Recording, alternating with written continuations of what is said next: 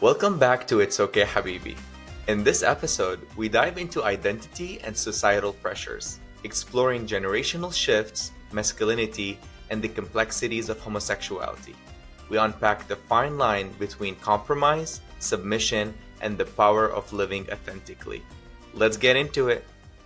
Okay, and we're back. Episode 4. Episode Uh, 4. we're doing it. We're on a roll. We got 2.5 episodes edited. We got one posted. The second one ready to post. Look at us. Remember to subscribe, please. On YouTube, Spotify, Amazon, Apple, wherever you like to listen to stuff. Please go ahead and subscribe. It's gonna help us out in the long run and in the short run, and we would love you forever. Yes, yes, please do that. Um, I did talk to you, I know, offline, but we've been getting a couple reviews from close people that we know, but I'm interested about like random strangers, what they think. Obviously we're doing it, so we're like, we know this is good. We know like why we're doing it, and that's why we decided to do it. Is like, oh, this should be on a podcast. But it's always interesting when you hear someone like strangers, like, is it what I have in my mind is actually, relatable or like someone is really enjoying it. So I cannot wait to see like what people say. I mean, good or bad, it doesn't matter. I mean, you're not gonna be able to please everyone, but the point is we're just having this chill conversation and just start interacting, with listeners and see what's up and what's going on out there. So that'll be interesting. I love that color on you. I know they can't see it. I mean, unless you go to the YouTube and watch the video, but like I love that mustard color on you. Looks really good. Thank you. Thank you. The back of it says overthinker. I love that. You Yes. know, can I say I feel like every week we somehow have a matching vibe? Like I'm in the same color family as Yes. like Yes. without planning. We're just No. This is weird. And I was like putting this on today and I was like, did I wear this on a prior podcast or even have to care? Because I can't even remember. Like it's every other week. And I was just like, what? I'm just gonna wear whatever I'm wearing. But yeah, I've been in the mood of like those type of shirts that has like nothing, like no logo, no nothing. I don't mind like the back writings on it, but I don't know what's going on. I'm in this phase where like I have a bunch of just colored shirts like that, like sweaters or t-shirts, but um I'm over like logos or writings on it for some reason. Yeah, I don't like that either. I like when it's just plain. I also don't like words that are like brand in your face. You Yeah, know what I mean? yep, Like money spent. It's like, all right, calm yep. down. Well, we get it. I do have to say, coming from Lebanon and living in the Middle East, like we're so big on this, or at least growing up there, that was the thing where like, oh, I'm gonna get the Adidas, I'm gonna get the what, and like the brand is the important thing. Like I want to make sure it's a brand. So when I first moved here, I was going for that. We're like, oh, I'm gonna go buy Express or whatever it is. But it wasn't until like I started dating my husband, and he's an artist, and this is like his biggest pet peeve. He's like brands and logos, you're like, why are you like, he sees it as like you're advertising the whatever logo, and then now it's in my head and I can't unsee it. So now when I'm shopping around, it just bothers me. Like even I see like a little like the polo symbol, it's just I just can't buy it. Like whatever it is, like I'm just more of a plain. But even designs, like I'm stepping away from design, so I'm just loving this. Yeah, we growing up here it was the same thing. I remember we used to like argue with my mom all the time. Later, we'd be like, "I want real sneakers. I want real." She's like, "They are real. What do you mean?" And I'm just like, now I look back and I'm like, as we know, like the same manufacturer that's making Nike is making the same stuff that's like on Shein or something, and it's just like we're literally just paying for that check mark. Like it doesn't matter. Yep, yep. Yeah, It's all the yeah. same. Yeah, I think a lot of people are, I mean, maybe not a lot of them, but I've been seeing more online where there's like education about like it doesn't matter like the brand, but when I would say before social media, that was like mostly the thing where like that's what they're selling you. Like you need that brand, like you need it. And now people are kind of like, no, I don't. Like I'm my own brand, you know? So that's Yeah, like pretty I feel pretty like change. Gen Z, Gen Alpha, like they really can't be bought. Like I feel like they just have decided that they're not gonna do anything the way that it was done before. So I look forward to what the hell they do with our planet, honestly. Honestly, me too. Like they're changing so much and they're breaking a huge um I don't know, generational expectations, I would say, like even for us, I think we're millennials, right? I don't know what like the years categories, but I think we're millennials. And like it's hard for me when I'm in corporate because like the high up leadership where I'm at are like the boomer generation, and then I'm working with like fresh graduates that are not millennials. So it's like finding this balance between I need to listen to the boomers' opinion on how things needs to be done, but good luck convincing the new generation like why do I need to do it this way? I'm like I don't know what to tell you, just do it. But I love it, and I honestly can't wait for like once we're like 10 or 20 years from now to see like how would that shift a lot, because the boomers still have a mentality where like work hard, play hard, da da da, and like this new generation is all about like I actually just want to work 4 days a week and go travel. There's like more in tune about the things that are more important, and I do appreciate that because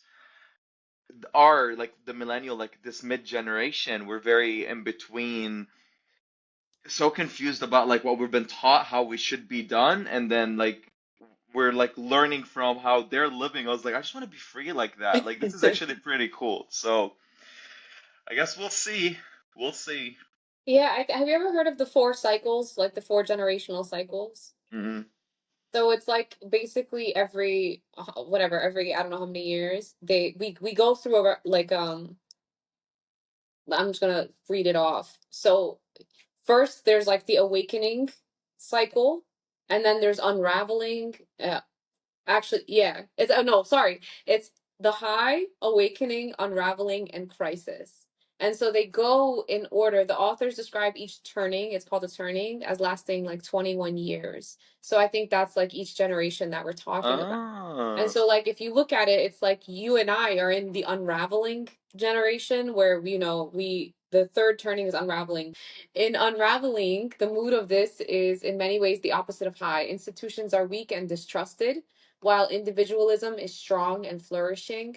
The author says highs come after crises, when society wants to coalesce and build and avoid the death and destruction of the previous crisis. Unravelings come after awakenings, when society wants uh, to enjoy. I think we're in crisis right now, even as a society. It says this is an era of Ah. destruction, often involving war or revolution, in which institutional life is destroyed and rebuilt in response to a perceived threat. Wait, Anyways, was that World War I and World War II, and then like since then there was and then we're getting back to it? Oh my God. yeah, yeah. Okay. So you have the generation that's like, no, this is the system, and then under it, they're like people are like, okay, we're gonna follow that system, but we're gonna be nicer to the next generation. The next generation's like, why? Why are we doing everything this way? I think that's us. We're like, why? And we start to make changes. Then the generation after us was like, yeah, F this. I'm gonna job hunt and like not job hunt, but like jump. I'm gonna job jump every like 2 years. I'm not going to be loyal to the same company for 20 years, like people maybe 15 years older than us would have been. Yeah. You know what the closest to that I learned, I remember in school in economics, um they talk about that but more on like the micro level of like families, and they say generational family, where usually it starts with the first person in the family who breaks out the cycle because they grew up in hardship and blah blah blah, and then they go and they start producing and start getting everything in place. The second generate like like their kids, usually they come after them, they take that established and take it to the next level, and they're just usually like the richest. And then now the third generation, um they become like they turn out, I would not say spoiled, but it's they don't have the hardships or any of that. So it becomes more, I actually just want to go be free and do da da da da da. And then like it's kind of spending their family's money. They're still not, suffering because they still have family from that, rich life, da da da. And then now the fourth one that comes up is usually like extremely hardship, and then now their kids turn back to that first generation again. So Where do I, you think you are in this spectrum? um, I think, um, I don't know. I think I might be on that first generation. What about you? We're gonna go back to you in a second. I think I I would say I'm whatever it is right before spoiled. Because in comparison to those that came before me, right? And I think it's important to note that, right? Like the people who came before me grew up under occupation, came to the States when they were like 17. I'm talking about my older siblings. Mm, And there's like a decade between us, right? And so they grew up in way worse poverty than I did, mm, and they were the ones who had to be, lawyer, doctor, engineer. Like they had to make it work, because they had to save the family in a way. uh by the time it got to me, the last child, I got to be like, I'm gonna go be an actor, I'm gonna go, I was more protected. But I say that it's important to look at it in comparison to, because I did have hardships. I did grow up on like welfare. I did grow up poor. I did grow up struggling. mm, But in comparison to the generations before me, no, they're the ones who broke cycles and did all that really hard stuff. And like, I'm just so proud of looking at their journey. Like I said, from growing up under occupation in Palestine to being super successful mentors, to myself and others. It's amazing. So it is. I don't really know where I fall, but I don't want to say like that's why I said like right before spoiled, because I don't feel spoiled, but compared to Yeah. them, they're like they were spoiled. Mm. So going back to you, you said you're the one who maybe like breaks curses or like shifts I things, th and why? I think I was torn in between because mine is not, probably yours too. Like it wasn't like the usual generation because the situation around my family wasn't stable to start with. So because my dad was a refugee from the 1948 Nakba to Lebanon, his family was wealthy and they owned like buildings and everything over there, and then they lost everything. So they were refugee to Lebanon and they had to start from scratch. um but unfortunately for my dad, for example, so they came with a little belongings that they were able to get by, so they didn't have to like leave, like live in a refugee camps or whatnot, because they already had some belongings that they were able to pack with them and whatnot. But my dad was 9 years old when his dad passed, and then his mom passed like a year later. So he was the oldest out of his brothers. And so at 9 years old, he had to like quit school and go work because no one in the family, like, they had no one else to provide. So him, his older brother, and sister, um, which they're all passed except for my aunt Georgette. She's Allah still yarham. around. Can't wait to see her. Um, but all three of them basically they had to go and work. Like my aunt was like a school teacher. She was like teaching English and whatnot. And then my dad, started working at a place where like they fix shoes and stuff. And my other uncle. So I guess what I'm saying is that I can't really shape it in the generational thing because their situation is very unique. It wasn't just like, oh, because they were spoiled they lost the money, or because of generate. It was like they were in a good place and then he just situationally I had to start.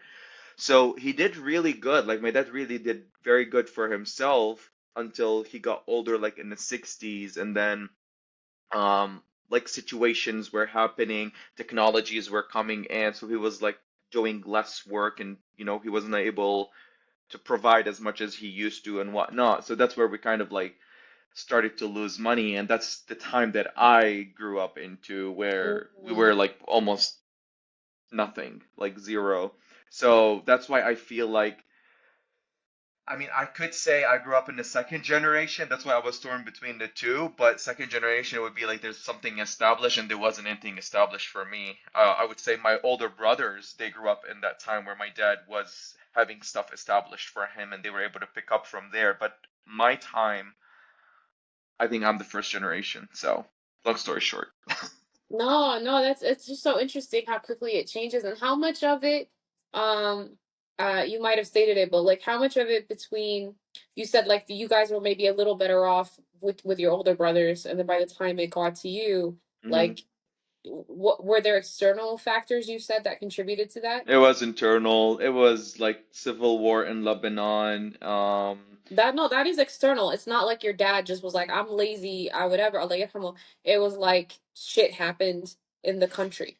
That's actually a good point because I never thought about it this way. I honestly always just like had to blame it on like it's my dad didn't know how to manage it. It's my older brothers didn't do this, didn't do that, or whatever. Like the money just went off, or started this project that didn't work out and we lost the money. But you're bringing good point that the like I was born in 1990, and that's when the Civil War ended.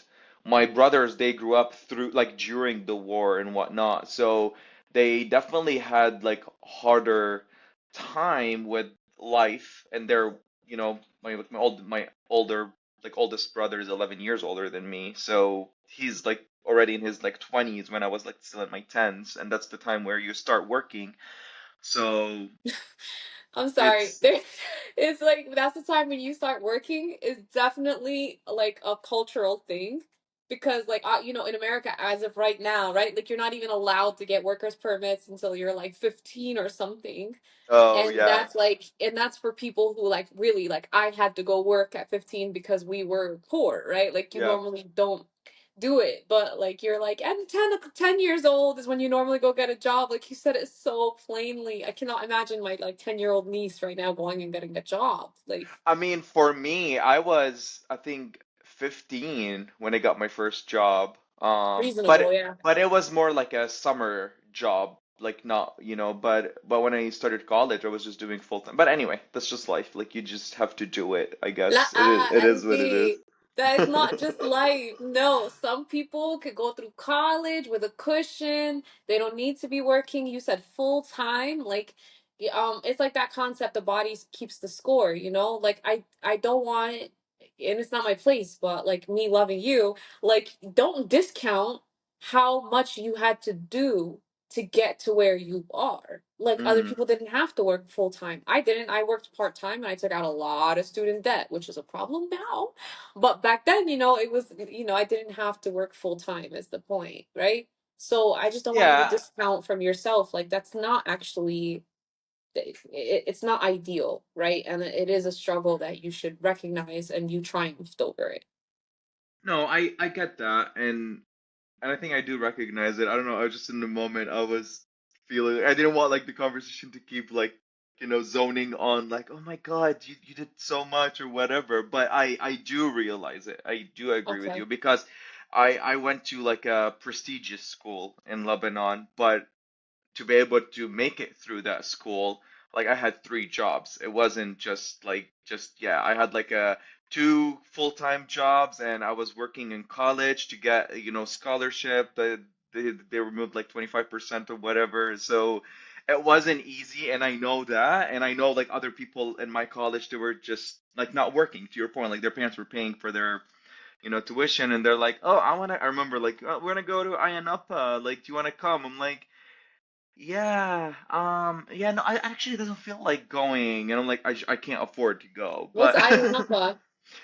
for that, my generation, there was this like, this is when like a lot of Lebanese started to travel more and whatnot, and like they were just like European islands, like you either go to Okay. Greece or you go to like Cyprus or you go to like, and they used to do like those like every summer, like the whole students that I was with, like every time they're like, we're gonna go there, you wanna come with us? I'm like, yeah, I'm trying to get financial aid. I don't know if I can afford this college next semester. I mean, I would not say that in the moment. I was just trying to fit in, so I was just like, No, actually, no, I don't feel like going. I'm just like not in the mood for it or whatever or something. Anyway, I love how the but head movement always has to happen. Like, no. no, it's just it's fine.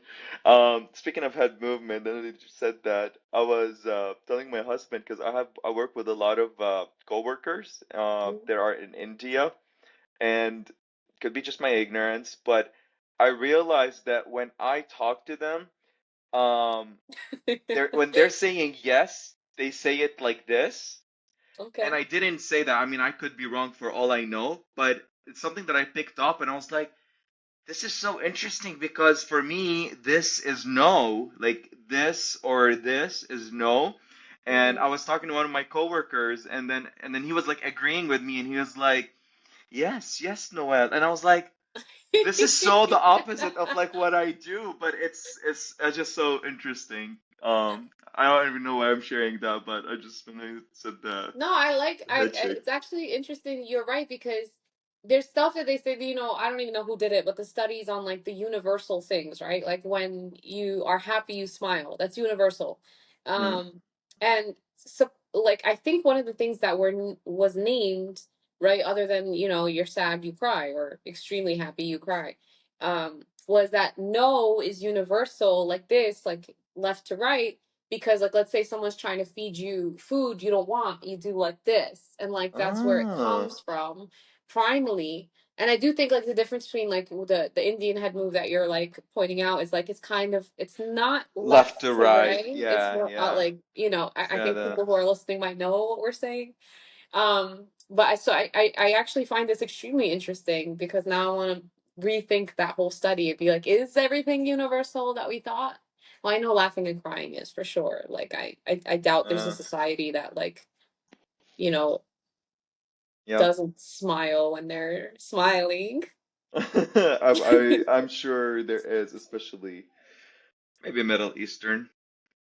That that's a good segue because I know we wanted to talk a little bit about something that we picked up after the call last time, and we're like, you know what? Let's hold up and we talk about it now. Masculinity. Yeah. And as you're speaking of smiling, that's a perfect segue to that because when I so my husband and I met on Tinder, and back then, I'm talking 7 or 8 years ago, all of my pictures, I was not smiling. I was like your stereotypical Middle Eastern, like tough guy, like Wait, do you think you have access to those pictures? Because I'd love to add them to the show notes or something, like so people could see your Tinder photos, your promo. I wonder. I do have old pictures from like 8 years ago, and I bet I know for sure the ones that I posted were like the not smiling ones.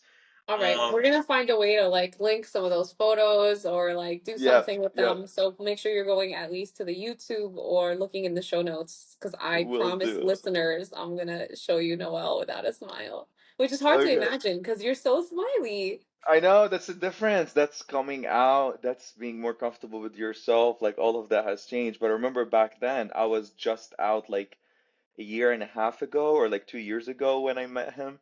So so we matched, we talked, the conversation went really smooth, everything was great. And then, we were like, oh, let's just, go on a date. We went like to sushi place or whatnot. 3 day, like that was 3 days later. And when he first saw me, he was like, oh my God. Thank God because he wasn't sure. He was like, this guy is either angry at the world because he's not smiling, or he has horrible teeth. And like I wasn't either. Like I was just me, like in real person, but it's just like what you're posting on social media or like in a dating. Like that was the image that I was portraying back then, but it's obviously all coming from the stereotypical masculinity thing and how people should perceive you and all the toughness and whatnot. um so yeah, speaking of that, I do have a theory that I do bring up, and I want to point it out and I want to hear your opinion on it because we've had conversation about why men in general, and especially straight men, most, not all of them, um, struggle with getting in tune with their emotions. And here's my theory. My theory is coming all linking it back to women. My Okay. theory is men throughout generation has had a perception of women being less than. And I mean that as they can say, "Oh, I want you to be the mother of," but there is something subconsciously, and I know we're for 50 years and more, we've been trying to break through that with the feminist movement and etc. everywhere. Um, but what I'm trying to say is, if you follow that theory, if men are thinking that women is less than, and what I mean less than as, oh, she's too emotional, she can't be a manager at work because she's gonna make emotional decisions. Reminder, most of the wars that were happened in the whole world were led by men. I don't know where that emotion was coming from. It wasn't a woman that was being emotional, just saying. Um, so thinking of that, it's you know what I mean, where like it's always the perception of women is just like you're not equal as men. And because of that, it affects gay people because, for example, my experience as someone who's not straight, there's this betrayal. So the homophobia comes as in you are part of the higher species of human being of like you can be a man and you're choosing to go be with the weaker side, which is like the women that I see it less than. And this is where like the whole discuss or just like the homophobia or whatever comes is because straight men, especially the one who have this so like engraved in their mind, they cannot fathom that how are you like leaving that to go to that weaker side? Because otherwise, why would you care if someone is gay or if a woman is just a woman like in a leading position or whatnot? Because you have this perception of it's all coming back to that. And to add to it, the emotions, the feelings, and whatnot, you need to hide all of that because those are attributed to women. And I can't show that because otherwise I would be shown as weak. That's my theory. Um, by go towards women, do you mean like what do you mean by go towards the women's side? Because you choose to be with men. So what do you mean by go No, towards women? women's side as in your their perception of gay men is Like equal to a gay woman. The insults that gay people hear is that, oh, you want to go get in your or you're just, just kind of like, whoring around or whatever. It's um, always an insult that the act of what I'm doing with a man is something so disgusting, and it's like they can't fathom it as, but it's okay they do it with women, but women doing it, it's okay because it's done to them by the men. But if a gay mhm. man is doing it, they cannot fathom it as it's the idea of even like if you can't if you're seeing me doing what women is doing as something bad or less than, then there's something with you with women to start with. It's not until you start seeing women as a whole, like women's sexuality, women being able to go out and do whatever they want or live their life. Once that is okay, they can wear whatever they want. Like it's not about if they wear a short skirt or like revealing something, then she will be raped, then she will be that. No, it's starting with you as a person. So it's always linking it to the woman and how woman is perceived. And if that changes, then you won't have a problem. If I mean, I am proud to be, assumed as a woman because there's so many traits in a woman that are amazing and most men could learn from and become like. Um, but that's how I link it in my head. Are you also talking about, so like when I asked for more, you said like you mentioned like the physical sexual part of it. And But emotional. yeah, so are you also talking about like gay men being able to lean into their femininity? No, just even showing emotions. Showing emotions is a trait that most straight men would consider as just This is a female trait. You should But not be it's not. It's showing human. emotions. And if I show emotions, stop being a woman. Stop being a pussy. Yeah. Stop like man Yeah. up or like what is that? Where's that all coming from? It's all coming from sexism. Okay, I think that's a valid theory. And I think it depends on the person.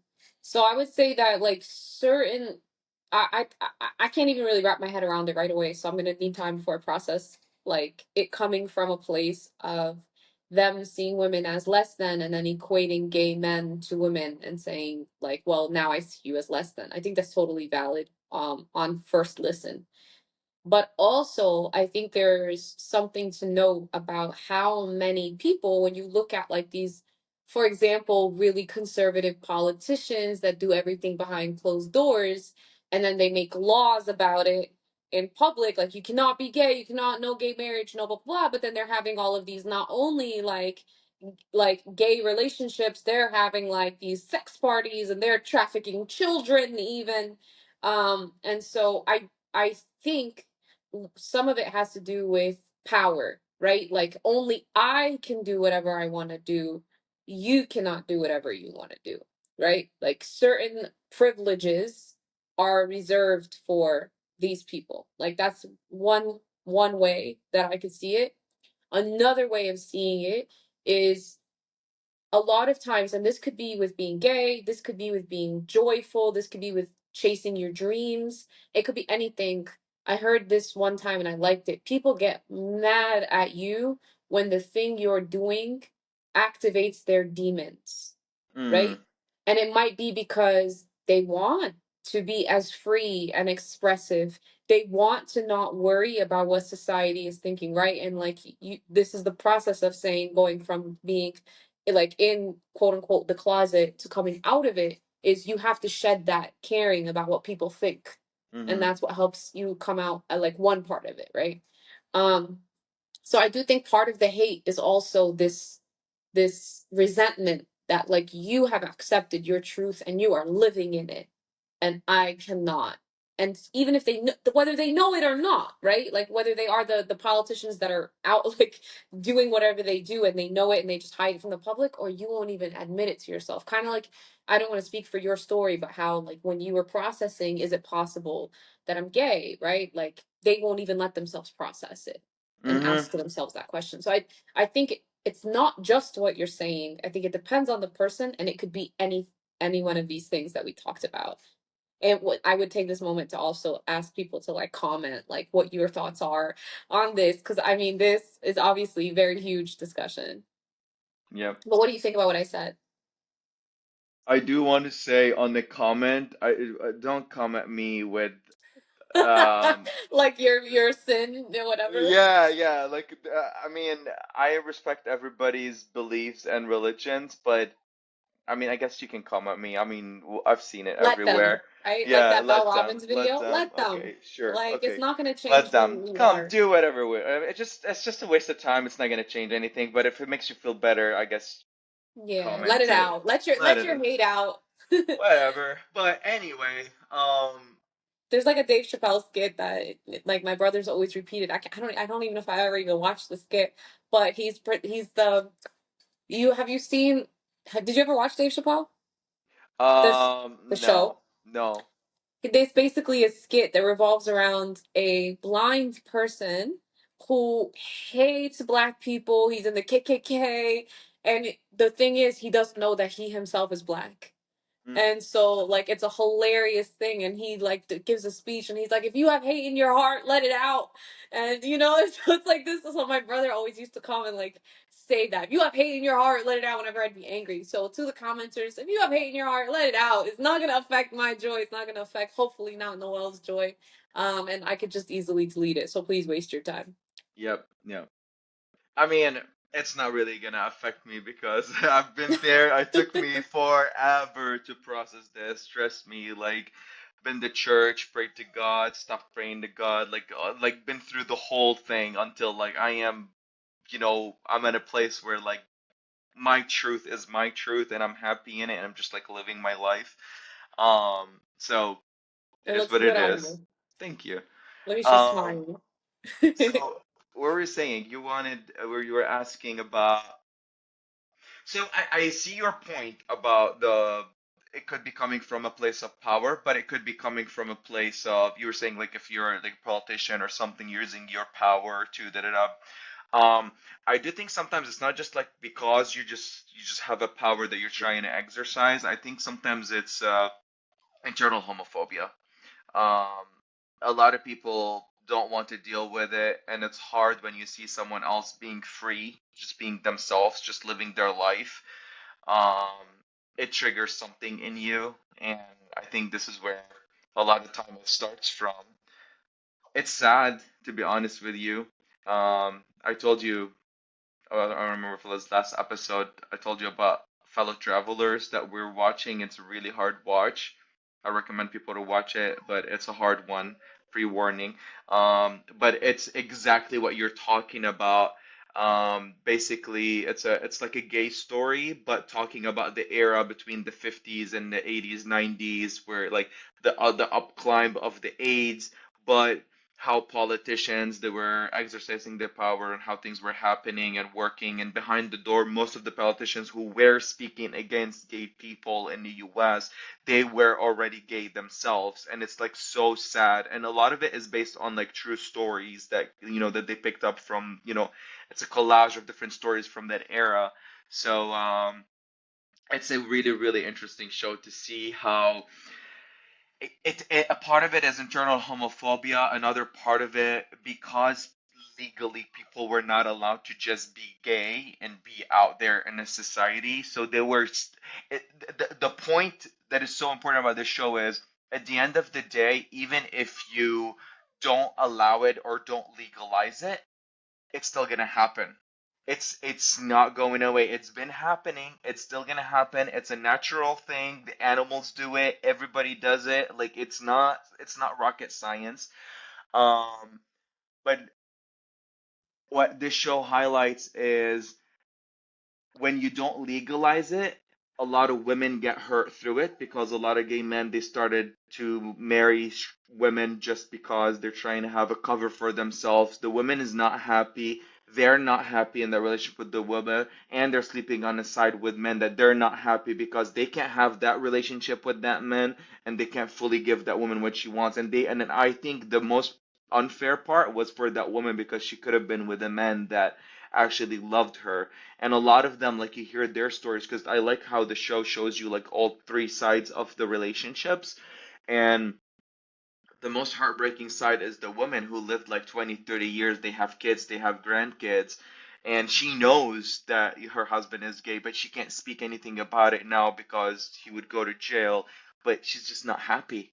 She's lived the most miserable life, because like at a point, one of the scenes, like, she was asking, she's like, I thought it was me, I thought it was something in me that you didn't like, that's why you were not approaching. Like, what a sad life all around. So yes, it Yes. could it could be coming from power, it could be internal homophobia, and it could be, no, even if you want to come out and whatnot, but if legally that could hurt you, you're not gonna be able, the regular job that you're gonna have, you're not gonna be able to go and live and thrive. So some people might make a decision of, like, maybe this is more important, I'll keep doing it under the table.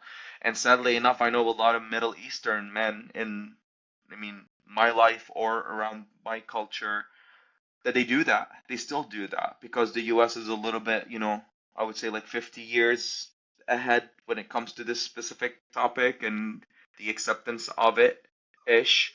Um, Yes, strong-ish, depending on what state yes, you're in. exactly. But yeah, like a lot of Middle Eastern men, it's like so sad. Like I talk to them and they're like, "Yeah, man, like I can't believe like your family are okay. Like I wish I had that and da da da." And they're never gonna have that. And I'm talking men that are like now in their like 30s and 40s. Um, it's just sad. It's just sad.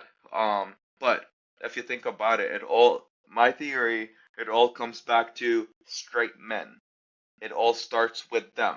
If they're not gonna start changing, it's just gonna snowball into everything else. The women are not in their life, they're not gonna be happy, they're not gonna be free to be who they are, dress the way they want, pursue what they want. And even if women, they decide to, I just want to be a stay-home mom and raise the kid, like, that's beautiful and that's good too. Like, whatever. Like, whatever it is, but just give the people the freedom to do and be what they want as long as you're not hurting anyone else around you.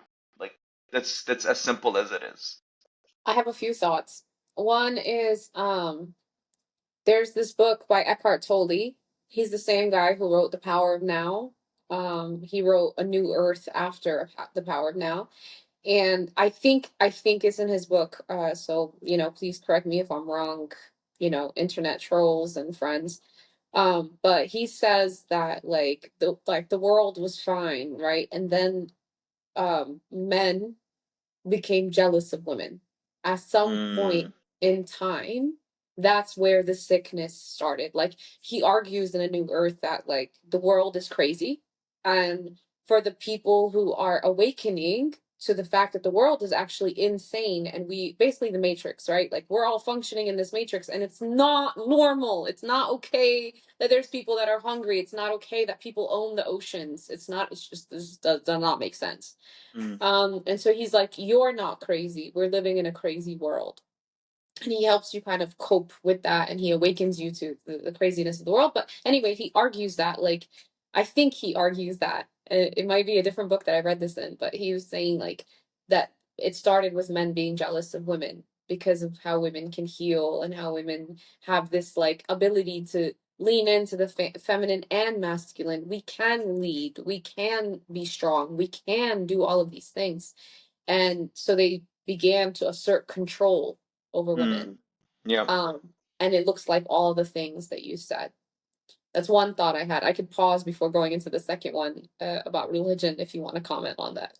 I don't want to No, monologue because I promise. I want to agree with you on that because I actually was just reading a study recently that they were saying the only way to fix the world that we're living in is when you have more women in places of power or seats on tables that where bigger decisions are being made.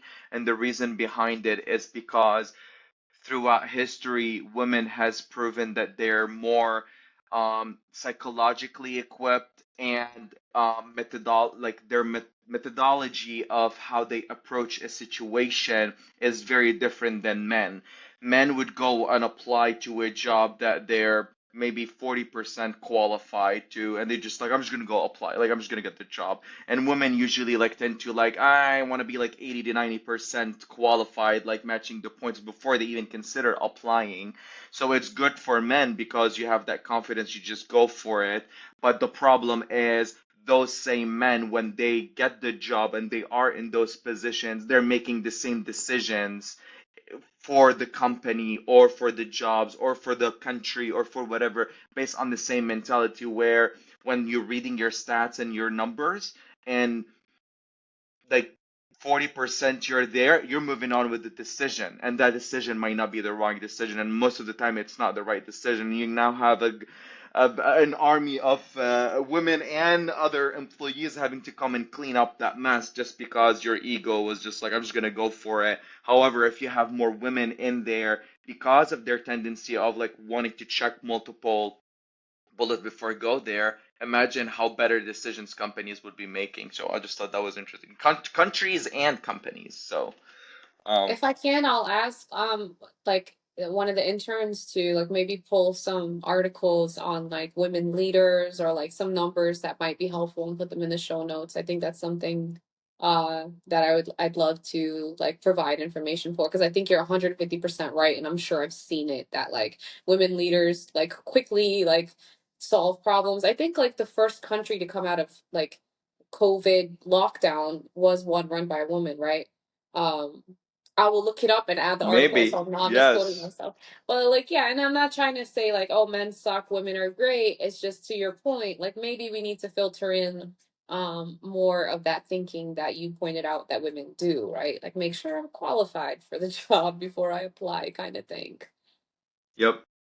I was just The looking it sec up.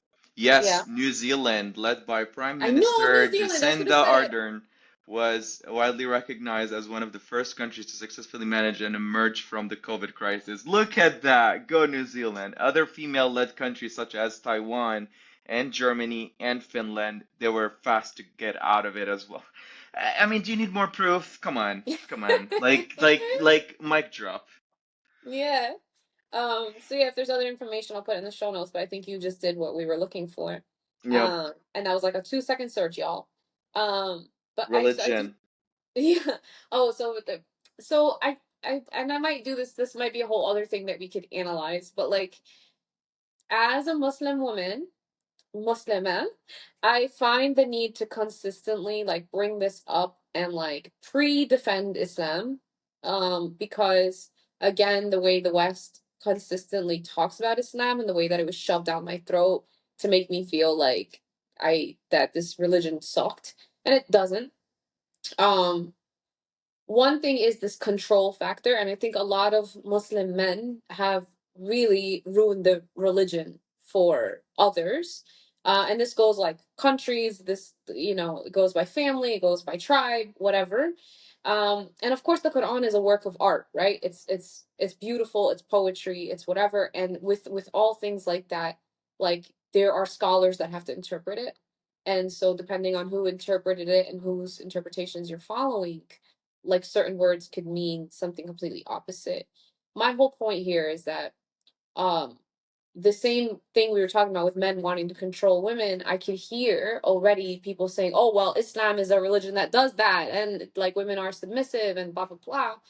And it really bothers me because I read a book called The Second Circle or something like that. It's an actor's book.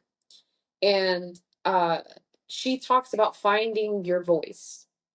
And for no reason at all, this writer, in a book about acting and finding your voice, decided to equate that, just like some cultures, like, barbaric men who are jealous of women and want them to hide themselves, and like like talked about stone throwing, and talked about Muslims in that moment of women that don't have a voice, and said that, and when they do cover up, it's because it's either because they don't want the men to see them, or because of, I forgot what her second reason was, but my takeaway was, so no matter what she's saying, Muslim women are not choosing to cover up and be modest. They're not it's not because it feels good, it's not because of anything empowering, it's because of fear or something else.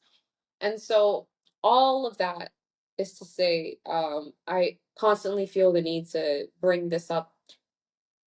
Yes, there is this, men, the same way that people try to control you, whether or not you're gay and your sexuality, and they do try to control women. I want to make sure it's not a religious thing.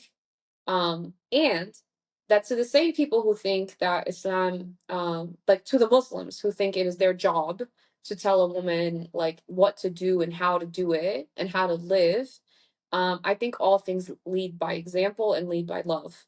That's all I just want to say. Like, I think if you like lead with compassion and like treat somebody the way they're supposed to be treated, and like actually uphold again the religion too. I feel like I went on such a tangent, but it No, felt it's like we're okay. connected in the moment.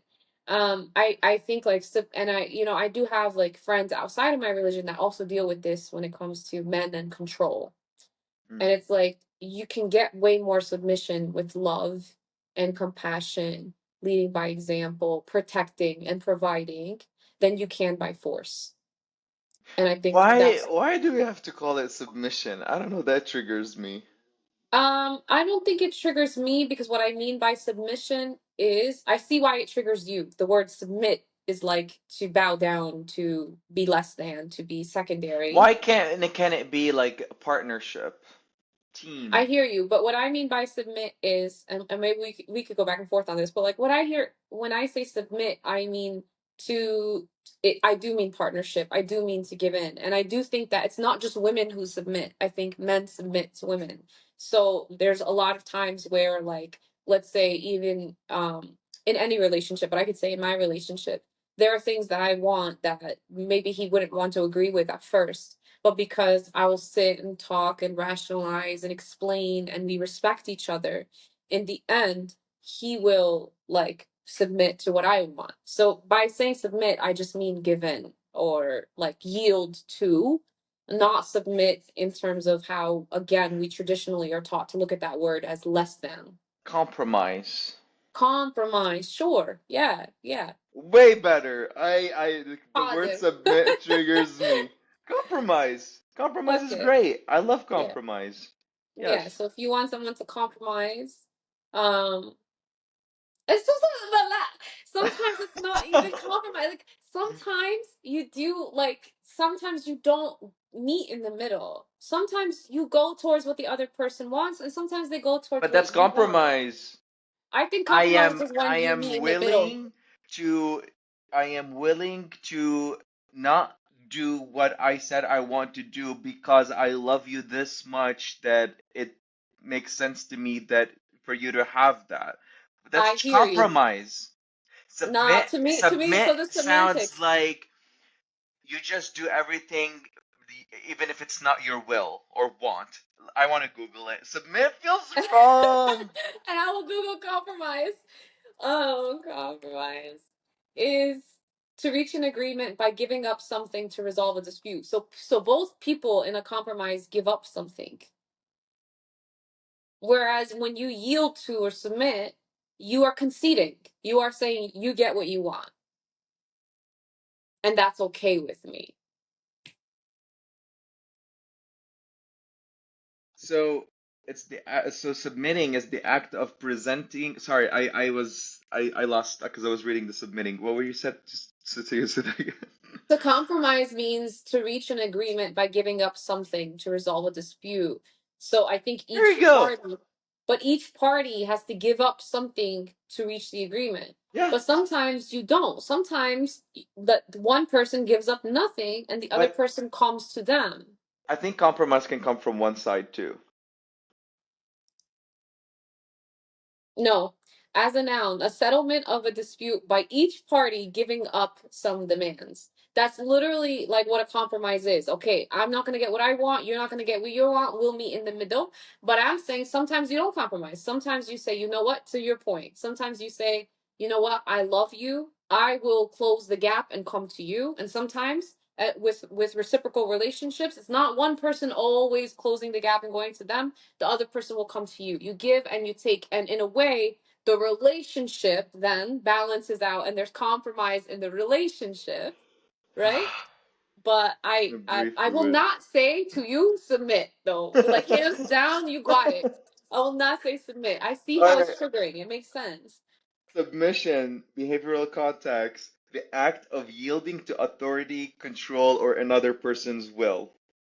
I I literally am said to yield to. I literally like the I think that's right.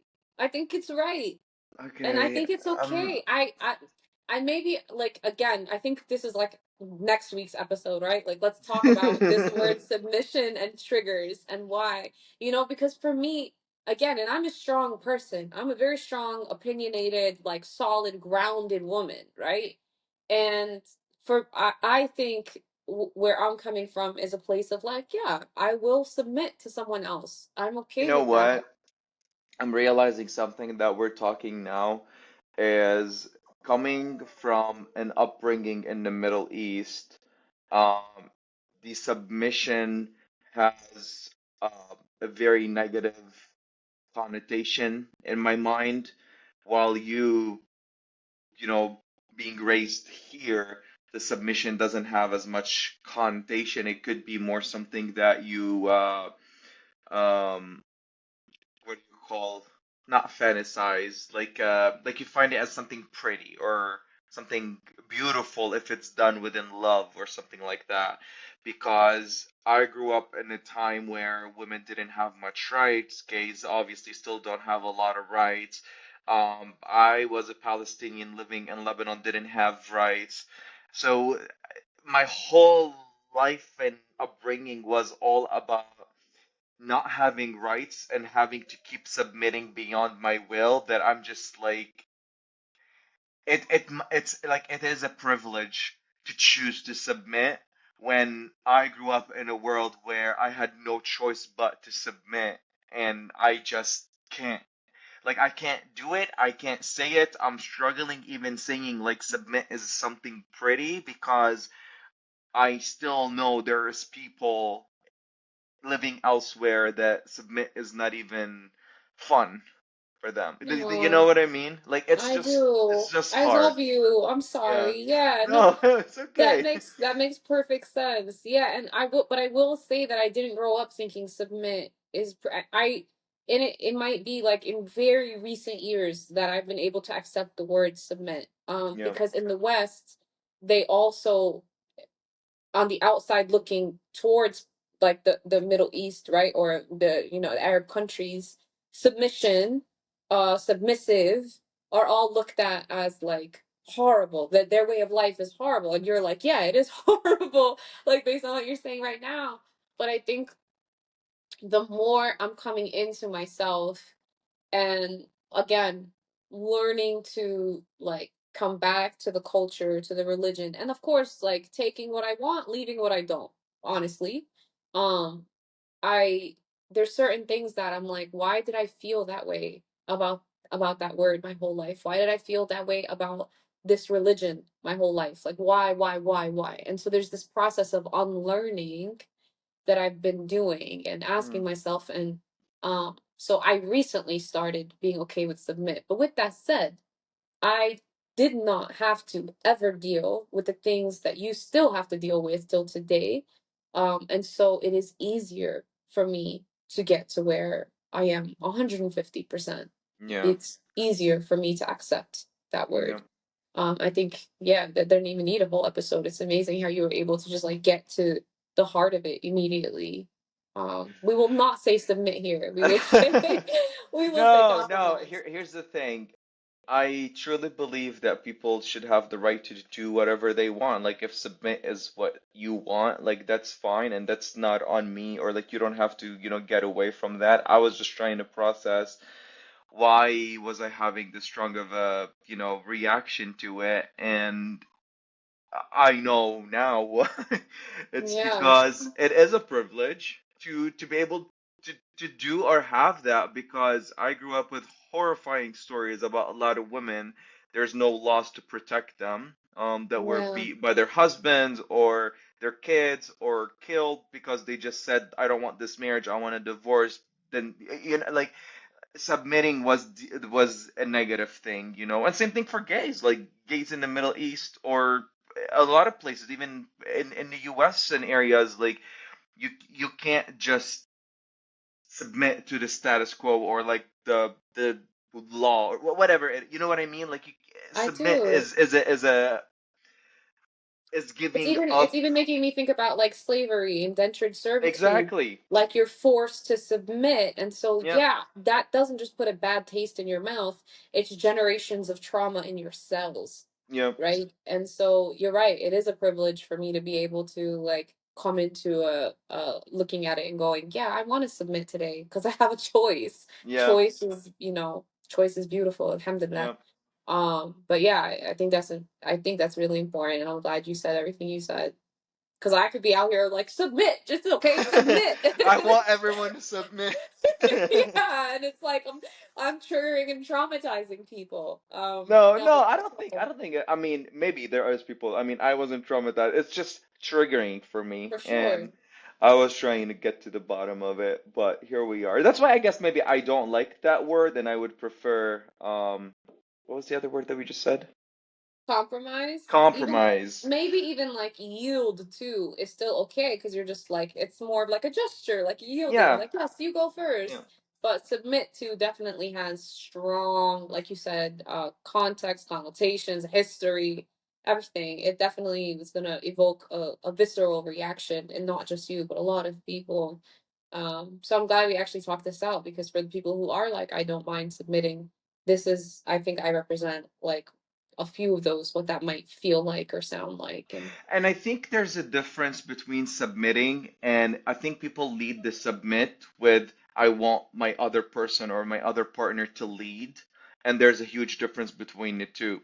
Submitting means he tells me to shut up and I'll just shut up because he said he knows what's better. Or even she. yeah, I've seen a lot of men that they just submit to their wife. So like she was, but basically I would prefer if it was more, um, she has strong areas here in this, and I have strong areas in here and this. Let's say, oh, I'm good with money and financial. I'll let him lead with that, but I'm better with planning trips, planning stuff, taking care of the household, whatever. Or the other way around. There's a lot of women that are brilliant with financials and whatnot, and the man is like, no, I'm better with organizing, planning the trip, da da da da. So I just feel like it's better if we can find a place where you see where each person's strengths are, and then just let that person lead with the areas that they're good at, and that's okay too. I think so, and I think that that's something that like was saying too. If you're always the one yielding to the other, then that's an imbalance, right? Like to me, love and respect is reciprocal, and Hmm. like you both feel seen, and you both sacrifice like where needed. Because at the end of the day, merging two lives, when we're talking about like a relationship, merging two lives is hard. So I don't see it as like again. I am not okay for the record to the public. I am not okay with one person consistently submitting in a way that they don't have choice over their day and they don't feel good about the life that they lead at all. Like, I think, and if you are the one consistently submitting because your man or your woman or whatever, the person you're in a relationship with is a better leader and you like it and you're like, look, you lead, I'll follow, good for you also. Like, to the point that we were making earlier, like, everybody should live their life. I guess the key point is, if you're happy. If you're happy, then however that is working for you, it's great. Regardless if it's with submission, it's compromise, or however it's working, then you're happy. But if you're just holding back, building resentment, and I'm just like I'm just gonna shut up today and let him do this or let her do this because I'm just used to submitting. That's the way you're never gonna be happy. It's gonna leak. You're gonna explode if it's not now, in 5 years, in 10 years.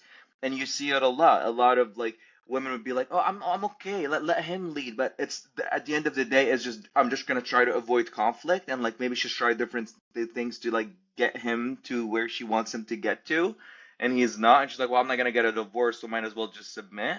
What kind of life are you living? Because you're not happy. Like it's gonna come out. The biggest thing that our therapist told us, in our couple therapy, was like, when you hold back, you think you just brushed it off and like you moved on. You didn't. You just put it back in, and it's gonna leak out in the future somehow.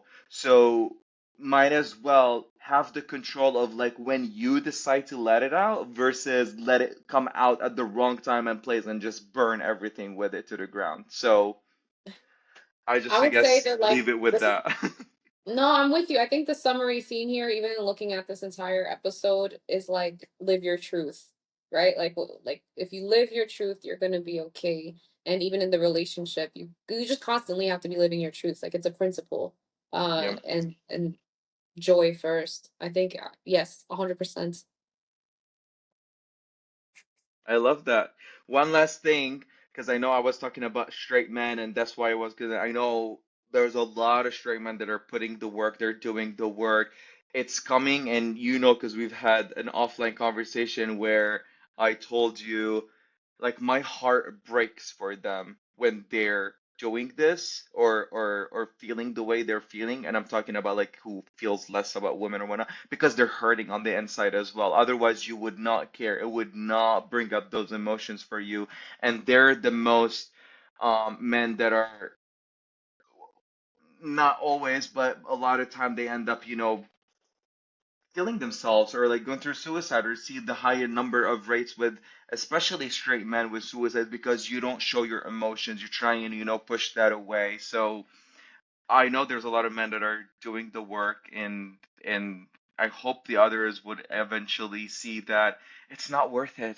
It's not worth it. Stop fighting it. Stop like fighting yourself and like, no, this is what I'm told. Like, this is how it should be. No, I need to tell her to shut up. I need to tell this gay guy to go f off or whatever. Like, just be, dude. Just be. Like, it's gonna be fine. You want to do this, just go do it. You don't want to do it, just don't be with a man. Just don't date that girl who wears short dress. Just let people be, and you just be, and everything will be okay. Yeah, I love that. And I agree. Yeah. If it's not for you, don't do it. If you don't like what I'm saying, don't listen. Yeah. Yeah, 100%. Yep. It's okay, Habibi. It's okay, Habibi. We forget to say that. Yes. No matter what, it's okay, Yeah, it's Habibi. gonna be okay, dude. Like sooner or later, in 10, 15 years, 30 years, this we're all gonna die. So just live your life. It's not that serious. It's not that serious. I agree. Not that serious. Yep. Okay, I think we All gotta right. wrap up. No ending. We just say bye. Yeah, we say bye. It's okay, Habibi, and then we'll see you in episode 5. All right, episode 5. All right, my love. Bye. Bye. Thank you for listening to this episode. If you enjoyed this conversation, please consider leaving a comment and a review.